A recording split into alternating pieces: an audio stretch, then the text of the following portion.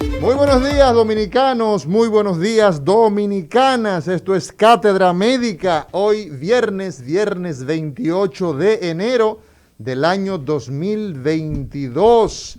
Son las 10:33 de la mañana en toda la República Dominicana a través de las frecuencias compartidas 101.1 para todo el Cibao Premium y en Santo Domingo, Monteplata, San Cristóbal, Baní, toda la región metropolitana, Rumba 98.5. Los de allá, los que están fuera del espectro radiofónico de la República Dominicana, a través de redes sociales, en el canal de YouTube Rumba, ahí siga la programación completa. Y cada día el contenido de Cátedra Médica, donde la salud merece respeto. La salud es el bien más preciado que cualquier individuo puede poseer. Y por eso nosotros cada día en Cátedra Médica traemos un contenido que sea del interés para esa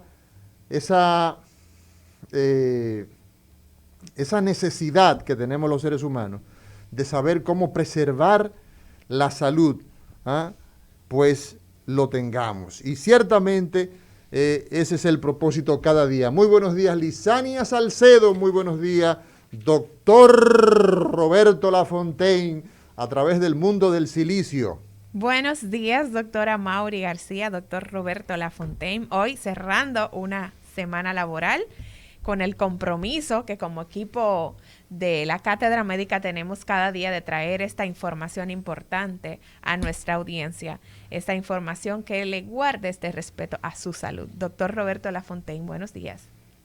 Buen día, Lisania, buen día, Mauri. Estamos cerrando una semana y prácticamente un mes laboral. Así es. El primer mes del año.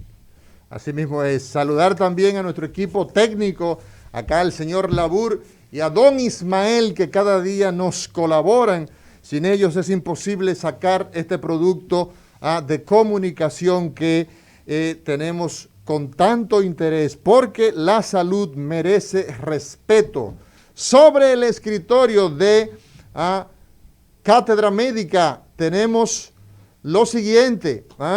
Hasta el momento, las autoridades de salud no han contemplado hacer la prórroga a la tercera dosis, lo cual necesariamente pues tendrán que hacerlo porque solamente tenemos cercano al 22%, 21.9% de la población dominicana tiene esa dosis de refuerzo y ya esa tercera dosis es obligatoria y a través de una resolución el Ministerio de Salud Pública, específicamente la resolución número 000, todos los 69, en el artículo 4, se establece que a partir del 31 de enero de este año 2022, las personas mayores de 18 años deberán presentar su tarjeta o certificación de vacunación, ¿verdad? Entonces, el sector empresarial, por su parte, llama a toda la población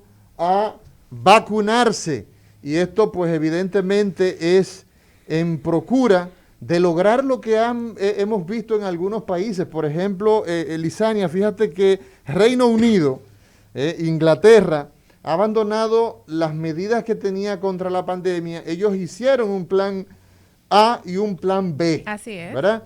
Entonces, el plan B, que incluía una serie de medidas, como era el uso de mascarillas en lugares públicos, en espacios interiores, la presentación de ese pasaporte de COVID con las respectivas dosificaciones de vacuna y ese certificado, el hecho de promover el Estado británico, el teletrabajo, todas esas eran medidas de ese famoso plan B. Y pues este se ha desmontado tras el gran éxito de vacunación de la población pues inglesa y la caída de las infecciones por Omicron. Entonces, si nosotros que debemos, nuestra aspiración debe ser ir hacia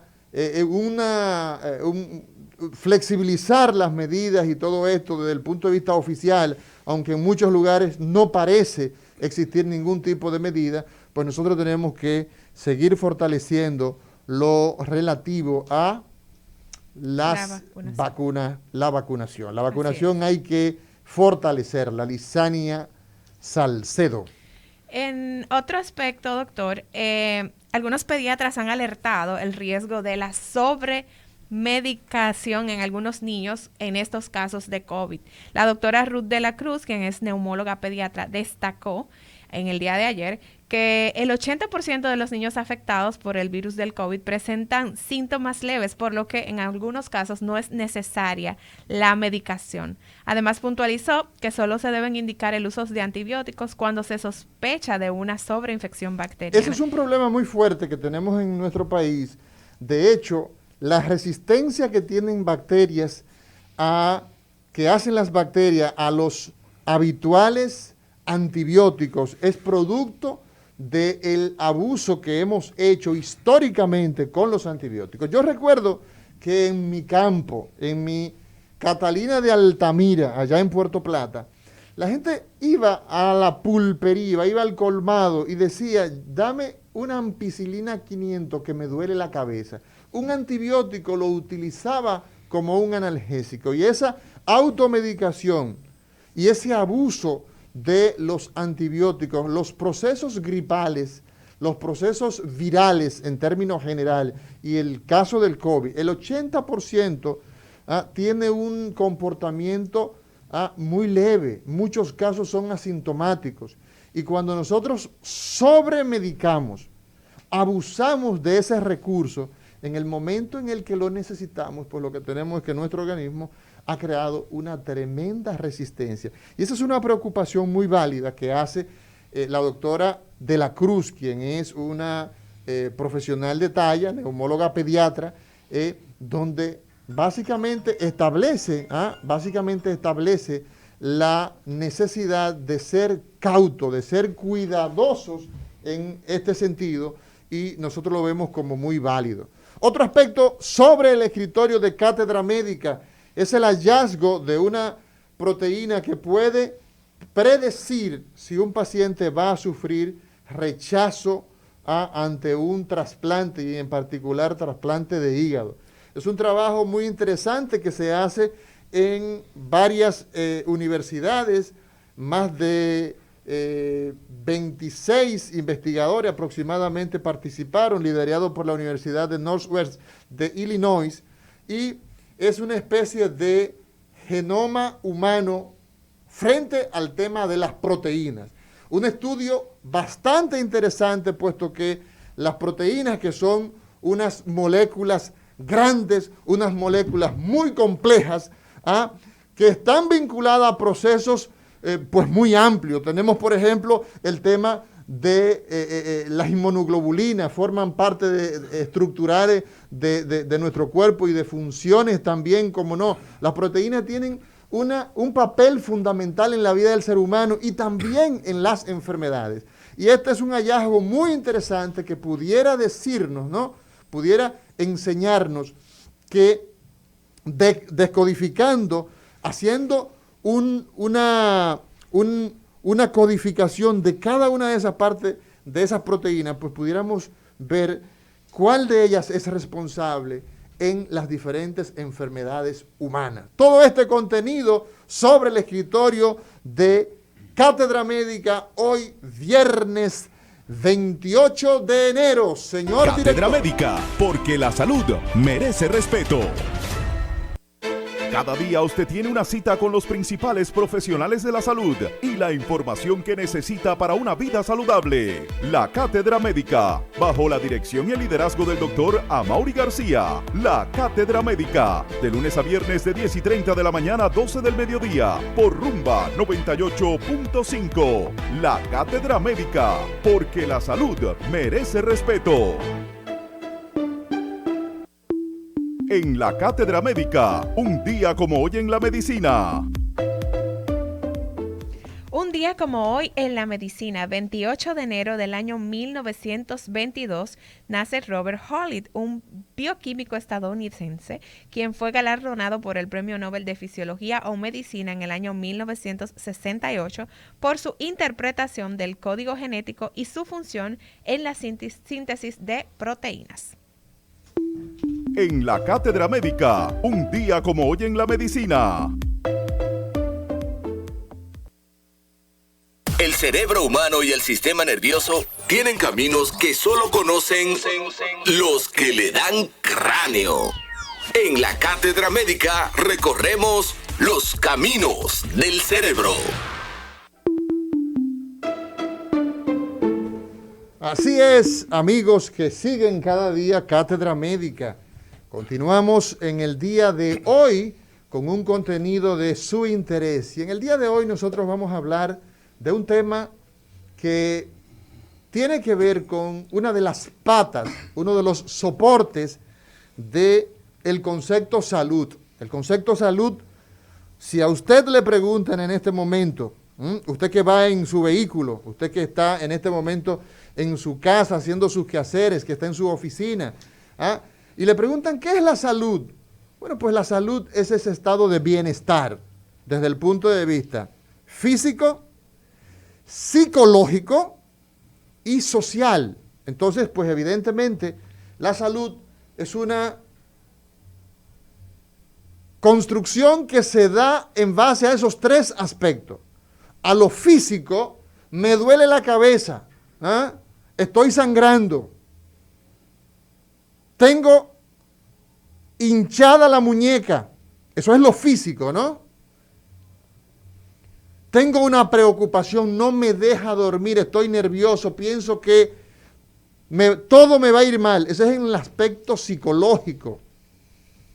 Y el aspecto social también. Usted vive en una zona de guerra, usted lo asaltan con mucha facilidad. En su calle acaban de matar a alguien por una situación que no tiene ninguna explicación. Ese esquema social entonces puede producir, evidentemente, una situación de enfermedad. Y cuando tenemos ese bienestar en esas tres esferas, entonces hablamos que tenemos salud. Hoy vamos a hablar de un aspecto que es lo psicológico. Y es la psico-oncología, Lisania. Así es. Hoy vamos a estar hablando de psico-oncología. Y para ello traemos dos profesionales de alta talla. Traemos al doctor Larry Gómez, quien es psiquiatra y quien además es psicólogo clínico y de la salud. Él se ha decantado por la psico-oncología. Su pasión es tratar enfermos de cáncer, dándole el soporte psiquiátrico y psicológico. Él es profesor de la Universidad Autónoma de Santo Domingo, tanto de grado, de esos que quieren ser médicos, como los que quieren ser especialistas, y a eso le llamamos posgrado. Nos acompaña también en el tema de hoy de Cátedra Médica, psico-oncología es nuestro tema. Nos acompaña el licenciado Salvador Estepan Abreu, quien es una autoridad regional, una autoridad en nuestro continente, en nuestra América Latina. Él es psicólogo clínico con posgrado en tratamiento de drogodependencia, adicciones, decimos algunos, ¿no?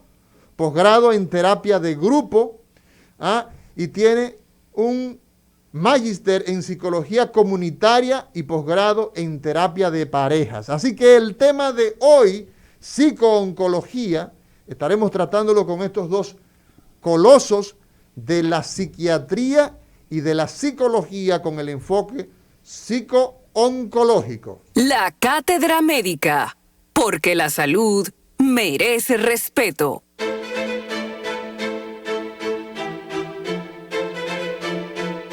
Continuamos, señores. Hoy tenemos un banquete, Lisania, y vamos a darle la bienvenida. Así es. Y antes de entrar en el tema, doctor, justamente en esta semana Doctor Larry Gómez, bienvenido a nuestro espacio, y licenciado Salvador Estepan, bienvenidos a Cátedra Médica. Nos complace muchísimo el poder contar con ustedes aquí. Sí, buenos días, agradeciendo la invitación, tanto a mi directo amigo, el doctor Amaury García Silverio, y a todo su equipo. Y creo que es un tema muy oportuno, en el sentido de que el día 4 de febrero se conmemora el Día Mundial de la Lucha contra el Cáncer. Eso es la próxima semana. La próxima semana, entonces es muy oportuno el tema. Le doy las gracias yo también por la invitación al programa, hecha a través del doctor Larry Gómez, y me siento honrado estar aquí presente con este gran equipo. Y justamente, Lizania, Sí. hay un trabajo que presentó el Ministerio de Salud Pública. Si tú nos puedes comentar, por favor. Así es, a inicios de esta semana, Salud Pública resaltó la importancia de este acompañamiento en pacientes con cáncer, este acompañamiento psicológico. Esta declaración la dieron a través del Departamento de Salud Mental, quien presentó un conversatorio para abundar sobre el acompañamiento a pacientes con cáncer. Y esta iniciativa también se hizo a propósito de que estamos cerca de esta fecha del 4 de febrero, que se celebra el Día Mundial contra el Cáncer. Por eso aquí en Cátedra Médica entendimos la importancia de poder hablar sobre esto a nuestra audiencia. Así mismo, entonces las personas que están escuchándonos se preguntarán, psico-oncología. ¿A qué nos referimos cuando hablamos de psico-oncología, doctor Larry Gómez, licenciado Salvador Estepan? Sí, en principio la psico-oncología desde el año 1970 es un área relativamente nueva. La psiquiatra Jimmy Holland en el hospital Jackson Memorial Hospital de Nueva York, en ese hospital comenzó a investigar qué ocurría en estos pacientes que eran diagnosticados con una enfermedad oncológica desde el punto de vista de su conducta. Entonces se enfocó en aspectos psicosociales, conductuales y familiares que repercutían en esa persona o en su familia producto de la enfermedad oncológica. Anterior a eso no se tomaba en cuenta y solamente se veía la enfermedad orgánica, no se veía la repercusión que tenía. En algún momento uno de los filósofos más connotados de la antigüedad, René Descartes, habló del dualismo cartesiano, donde la mente repercute en el cuerpo y el cuerpo repercute en la mente. Pues entonces no podemos estar ajenos a esa realidad. El impacto de un diagnóstico de cáncer o una enfermedad que se presume pueda ser cáncer genera cambios psicológicos en esta persona y en su familia, y sobre todo en la economía o en el posible tratamiento que pueda tener esta persona, porque como ustedes comprenderán, los tratamientos oncológicos tienen un alto nivel económico, un alto gasto económico. Así es. Licenciado, sí. Realmente el organismo humano no está dividido radicalmente en una parte psicológica y una parte física. Realmente hay una integración de lo psicológico y lo somático.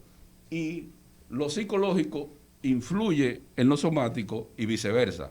Lo somático influye en lo psicológico.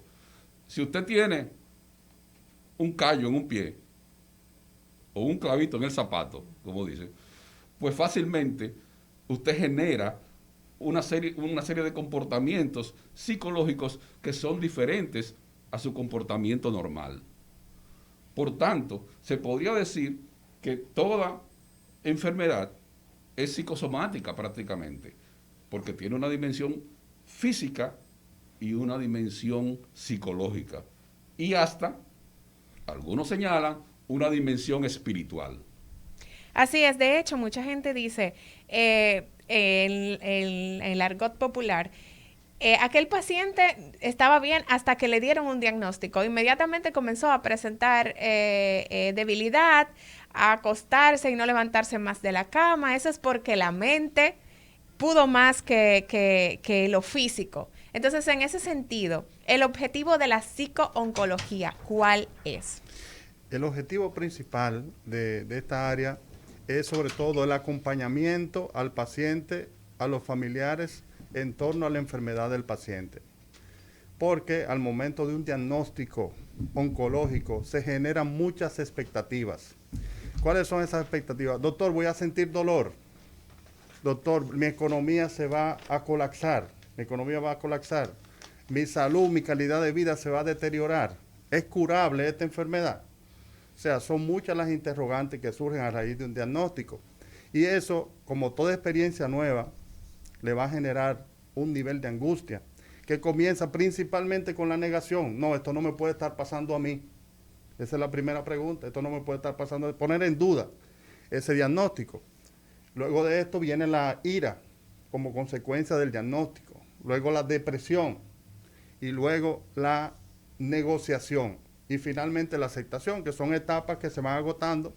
De acuerdo a Elizabeth Kübler-Ross, que fue una de las que me estudió el proceso de duelo por pérdida de enfermedad, porque se constituye la pérdida de la salud como un factor de riesgo en materia de salud mental. La pérdida económica, la pérdida de pareja, la pérdida de un trabajo que le garantice cierta estabilidad.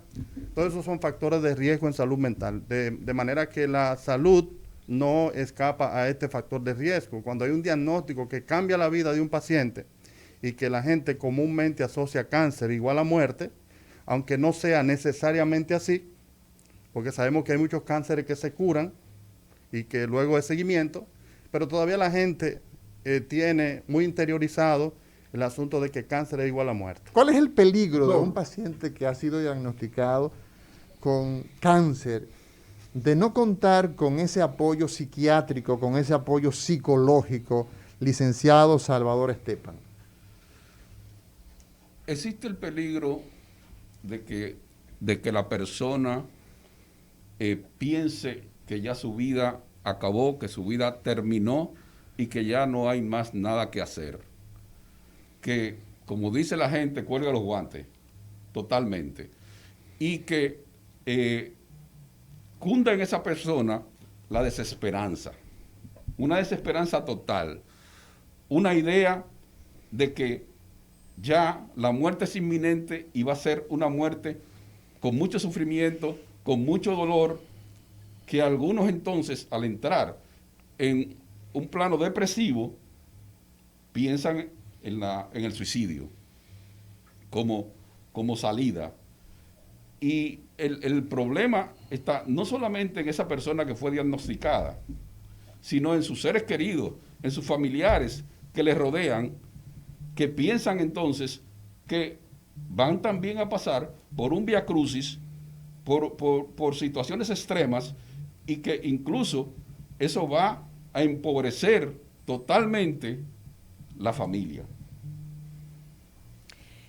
Doctor, usted mencionaba, doctor Larry Gómez, en su introducción, que es importante este seguimiento psicológico en los pacientes que han sido diagnosticados con cáncer o en aquellos que tienen una sospecha. Es importante tener ese seguimiento. Entonces, ¿en qué parte del proceso entra la psico-oncología? La OPS habla de que los pacientes con un diagnóstico de cáncer de un 30 a un 50% necesitan apoyo psicológico producto Pero es un número alto del diagnóstico. Entonces, generalmente la familia solicita la asistencia del profesional de la psico-oncología, la familia o el mismo paciente, entendiendo que el impacto psicológico ha sido devastador para ese paciente porque no cuenta con los recursos, con los recursos necesarios para ajustarse a ese diagnóstico.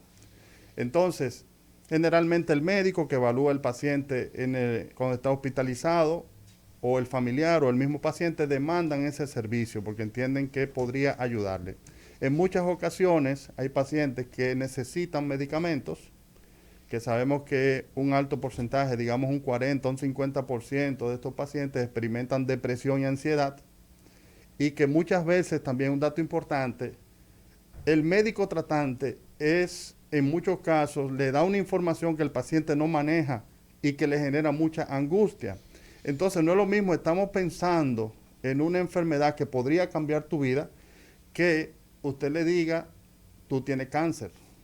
O sea, hay que agotar todo un proceso donde el paciente es sometido a un screening de estudios, de laboratorio, de pruebas, que finalmente usted con el expediente se siente frente al paciente y le diga, mira, tenemos esta realidad. O sea, entonces en ese proceso de un mes, de un mes y medio, 2 meses, el paciente psicológicamente se va adaptando a una posible realidad. No es lo mismo que se le dé la información de manera abrupta o de manera improvisada. O sea que lo ideal sería que una vez se da ese diagnóstico, que ese diagnóstico se dé en presencia del tanto el especialista oncólogo como el psico-oncólogo para poder dar un seguimiento desde el inicio del diagnóstico. Yo diría lo siguiente, en presencia del oncólogo que es quien maneja su enfermedad. Ahora, a raíz de ahí, de lo que pueda generar ese diagnóstico, nosotros acompañamos al paciente. Porque todo depende de la realidad que esté viviendo ese paciente. No es lo mismo un paciente de 90 años que un paciente, como yo vi la semana pasada, 35 años con un cáncer de pene, por ejemplo. O sea, son realidades totalmente distintas. Sí. Entonces, a veces se da una situación donde la familia tiene una conspiración del silencio. Dice, doctor, mi mamá tiene 90 años, ella está senil, a veces está lúcida, a veces está mal. Ella no creo que este diagnóstico le convenga. ¿Qué va a hacer ella con esta información? ¿Qué va a hacer ella con esta información? Entonces, en ese caso, se particulariza atendiendo a cada caso. Se particulariza, pero en el caso ético y bioético, la ética, la autonomía del paciente tiene la necesidad de darle toda la información sobre su proceso de enfermedad. Al paciente. Al paciente, o sea, Sí, eso es muy importante, porque esa información a tiempo, en medio del impacto del diagnóstico, resulta imprescindible para que la persona empiece a tener un manejo de lo que es esa enfermedad y del control que puede tener sobre la misma. Porque en primera instancia, la persona pierde totalmente la idea de que eso está bajo su control y que no puede hacer nada. Entonces, una información científica, pero bien dada, psicológicamente orientada, puede ser de mucha ayuda para que la persona inicie el proceso de tratamiento con la suficiente, diríamos, optimismo sobre lo que puede ocurrir en el futuro. Hoy en Cátedra Médica conversamos sobre psico-oncología, el doctor Larry Gómez y el licenciado Salvador Estepan. Señor director, nos vamos a una pausa y cuando regresemos, Cátedra Médica. Cátedra Médica, porque la salud merece respeto.